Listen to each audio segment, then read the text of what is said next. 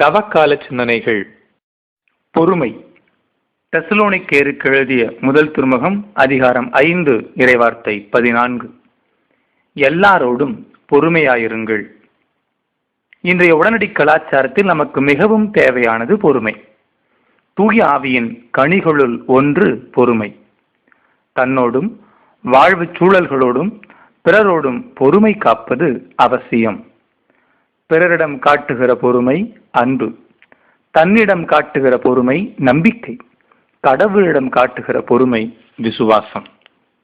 Gen தத்துவம் ஒன்று சொல்லுகிறது, தண்ணீரை கூட சல்லடையால் அள்ளலாம், அது பனிக்கட்டியாகும் வரை பொறுத்திருந்தால் என்று. ஆம் பிரியமானவர்களே, ஒருத்தார்க்கு ஒரு நாளை இன்பம், பொறுத்தார்க்கு பொன்றும் துணையும் புகழ். ஆம், பொறுமை நமக்கு பெருமை.